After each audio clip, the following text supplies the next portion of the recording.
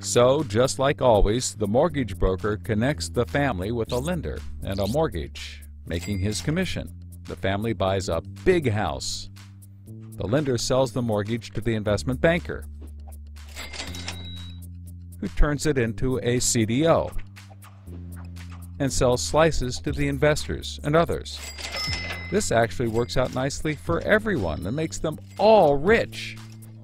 No one was worried because as soon as they sold the mortgage to the next guy, it was his problem.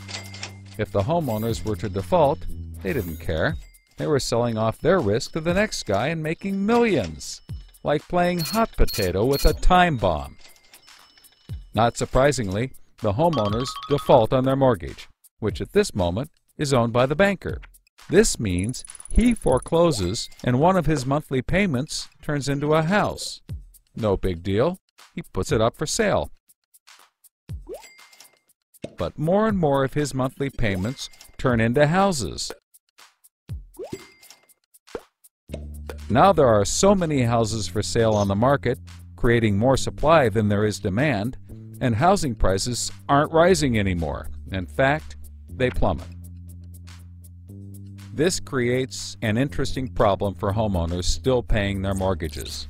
As all the houses in their neighborhood go up for sale, the value of their house goes down, and they start to wonder why they're paying back their $300,000 mortgage when the house is now worth only $90,000. They decide that it doesn't make sense to continue paying, even though they can afford to, and they walk away from their house. Default rates sweep the country, and prices plummet. Now the investment banker is basically holding a box full of worthless houses. He calls up his buddy the investor to sell his CDO, but the investor isn't stupid and says, no thanks. He knows that the stream of money isn't even a dribble anymore.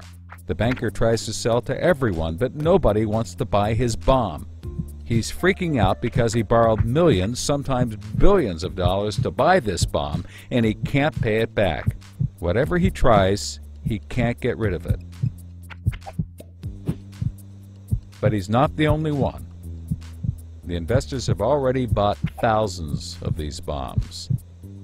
The lender calls up trying to sell his mortgage, but the banker won't buy it, and the broker is out of work.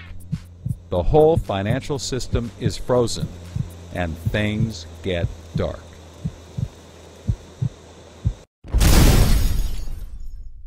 Everybody starts going bankrupt.